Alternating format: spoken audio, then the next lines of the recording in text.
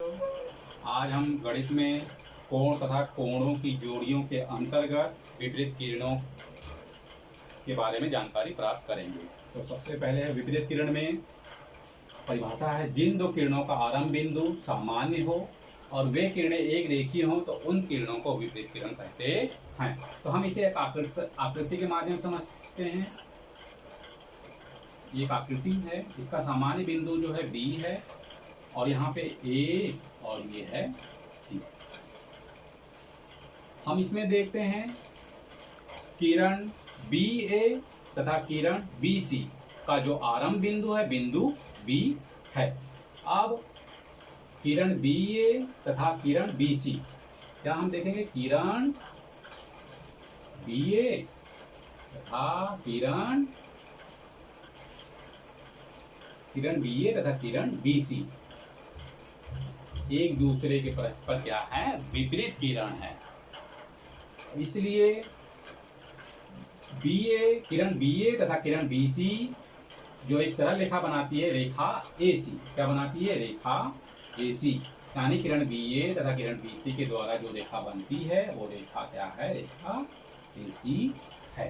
तो रेखा AC हमको मिलता है। हमको ये मालूम है किरण BA तथा किरण BC जो है एक दूसरे के विपरीत किरण हैं। और ये AC जो है एक रेखा है जो किरण BA तथा किरण BC के विपरीत किरण है। तो किरण परस्पर विपरीत किरण BA तथा BC एक दूसरे के साथ 180 अंश माप वाला कोण बनाती है। अब हम जो पहला प्रश्न देखते हैं, आकृति दी गई है, ये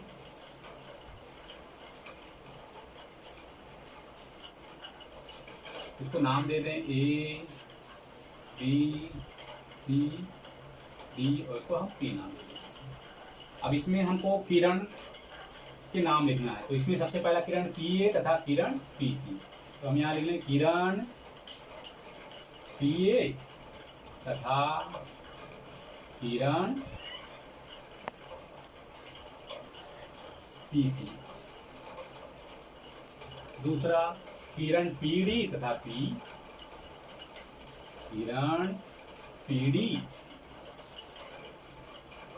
तथा किरण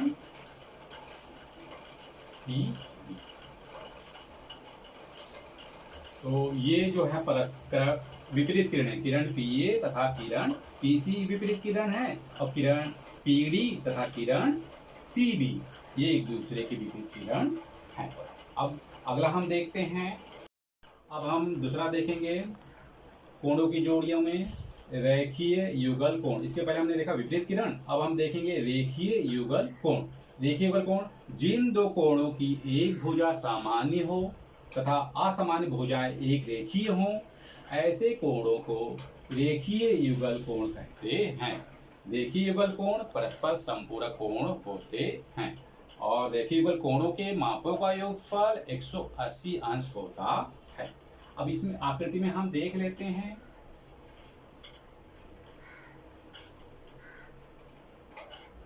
A B C D। अब हम देखते हैं कोण ABD, कोण ABD तथा कोण CBD।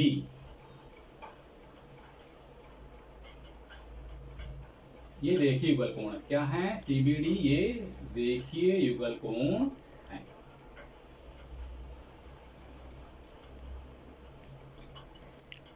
यानी कोण ABD तथा कोण CBD रेखीय युगल कोण है। अब अगर हम इसको माप ज्ञात करना है, अगर मान लो ये माप जो है 140 है और ये कितना है, ये 40 है।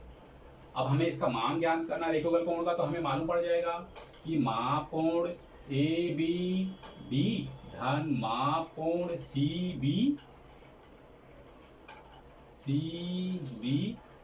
बराबर 180 अंश।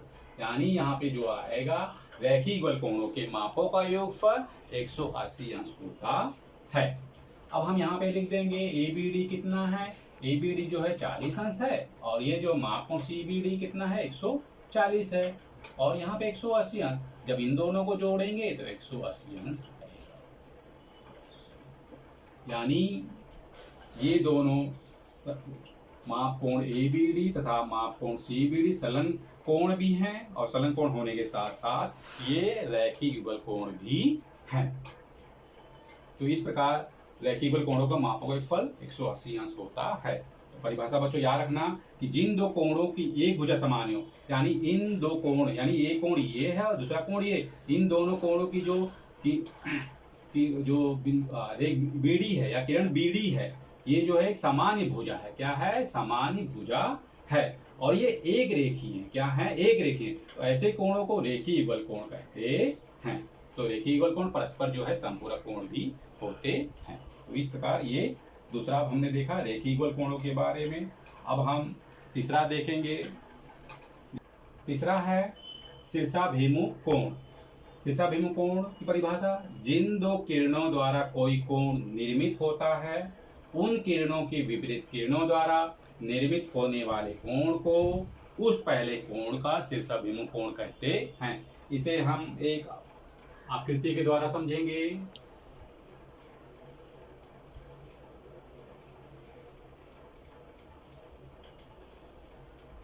A, B, C, D और इसको हम कुछ भी नाम दे देंगे P। अब हम देखते हैं कि इसमें हम रेखा AC और रेखा DB, दो रेखा है जो एक दूसरे को बिंदु P पर प्रतिच्छेदित करती हैं। अब इस दो रेखाओं के द्वारा हमको चार कोण मिल रहा है। एक ये, दूसरा ये, तीसरा और ये चौथा। इस प्रकार चार कोण हमें प्राप्त हुए हैं। हम इसमें देखते हैं कि कोण APD, कोण APD, कोण CPB, कोण APD तथा कोण CPB, यानी कोण CPB का जो है क्या है? शीर्षाभिमुख कोण है। क्या है? शीर्षाभिमुख कोण है। यानी कोण APD, यानी ये कोण कोण CPD, ये कोण, यानी इसका क्या है? शीर्षाभिमुख कोण है। सेम यही चीज के कोण APB तथा कोण DPC, कोण DPC की दूसरी शीर्षाभिमुख कोणों की जोड़ियां हैं। यानी दूसरी जोड़ियां कौन सी है? कोण APB तथा कोण DPC की शीर्षाभिमुखी कोणों की दूसरी जोड़ियां हैं। अब हम ये देखते हैं कि अगर इसका मान निकालना रहा, अभी हमें मालूम है, जैसे इसी में हम देख लेते हैं। मान लो अगर ये 40 अंश है, कितना अंश है? ये 40 अंश है, तो ये कितना होगा? तो ये नियम है शीर्षाभिमुख का, अगर उसके यहाँ 40 अंश है तो ये भी कितना होगा? 40 अंश होगा। अगर हमें इसका मान मालूम है, इसका ज्ञात करना, तो रेखीय युगल कोणों के द्वारा हम इसका भी मान ज्ञात कर सकते हैं। क्योंकि रेखीय युगल कोणों का जो मान होता है कितना होता है? 180 अंश होता है। तो हम यहाँ पे लिख सकते हैं माप कोण CPB धन माप कोण APB, माप कोण APB बराबर 180 अंश। तो रेखीय युगल कोण कितना होता है? रेखीय युगल कोणों के मापों का योगफल कितना होता है बेटा? 180 अंश होता है। तो हम यहाँ लिख दिए। हमको मालूम है माप कोण CPB कितना है? 40 है, और ये हमको क्या करना है? माप कोण APB बराबर 180 अंश। तो हमको ज्ञात करना है, तो हम इसमें से ज्ञात कर देंगे। माप कोण APB बराबर 180 × 40, तो कितना आएगा? 140 अंश। यानी माप कोण APB बराबर आएगा 140 अंक। हमको ये मालूम पड़ गया कितना है, 140 अंक, यानी ए पी बी 140 है, तो मापकोण डी पी सी ये भी कितना होगा, 140 अंश होगा। क्यों? शीर्षाभिमुख कोणों की जोड़ियों के कारण, क्योंकि जो शीर्षाभिमुख कोण होता है, अगर उसका एक 40 है तो उसके सामने वाला भी कितना होगा, 140 होगा। क्यों? यहाँ पे 40 है तो इसका शीर्षाभिमुख के कारण ये भी 40 अंश होगा। तो बच्चों आज हमने विपरीत किरणें, रेखीय गोल कोण और शीर्षाभिमुख कोण, इन तीनों कोणों के बारे में जानकारी प्राप्त की है। इससे संबंधित मैं आपको प्रश्न दे रहा हूँ, वो घर कॉपी में नोट कर लीजिए।